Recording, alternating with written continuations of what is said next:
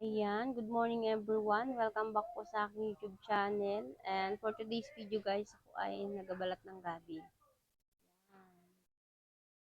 So, bali,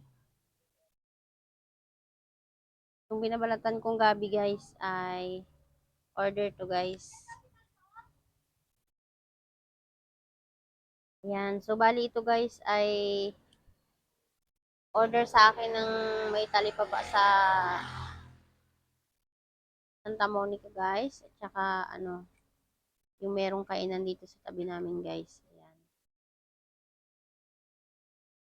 Para meron tayong pambili ng ulam. Saka pang guys, pambaon ng estudyante. Yan. Extra income. Yung gabi guys, ay libre lang yung gabi. Tanim to ni Mr. guys, kaya lang nasa kabilang area. Pero siya ang nagtanim nito. Meron din kami dun sa area namin sa baba guys. Tanim niya. Kaya pag may nag-order po sa akin, naglilinis ako, nagbabalat ako. Kaya hindi na tayo makapagluto guys. Tayo makapagluto-luto ng mga ulam ngayon. Kaya, na lang, ganito na lang, binabalatan ko na lang siya. Tapos, na,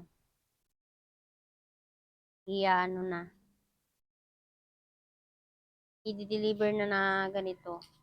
Minsan guys, pag madami, nagdadala rin ako sa palengke. Kasi, sa palengke naman guys, is 40 ang isang kilo pakyaw nila sa akin ng, sa kaibigan ko, ng binalatan.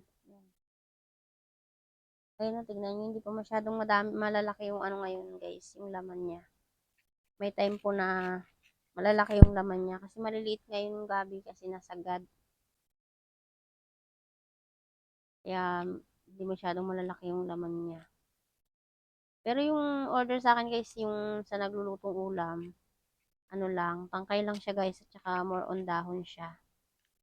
Yung pantinda sa talipapa, yun lang guys yung merong laman. Kaya okay lang kahit konti lang yung laman, pwede pa rin siya. So, bali, minsan madalang lang naman to guys. Yung nag-order po sa akin sa kapitbahay namin, yung naglulutong ulam, lang siya, every Saturday. Isang timba na, 15 liters, siya guys, 200 pesos.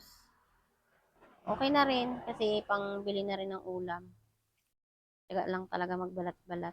Tsaka, wala naman siyang laman. Mabilis lang magkuha guys pag tangkay-tangkay lang. Tsaka, libre naman yung gabi. Hindi ka na maghahanap ng gabi, nandiyan na rin sa tabi. Kaya tinatsagaan ko na guys. Para may baon ang estudyante.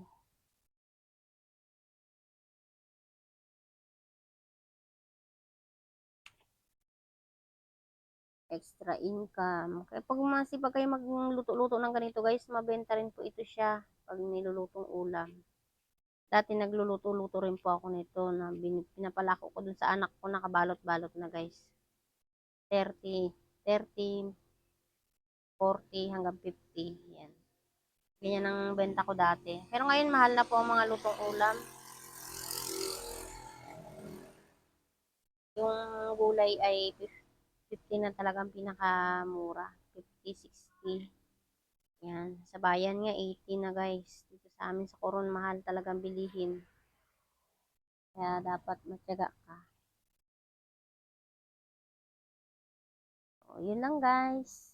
Thank you for watching.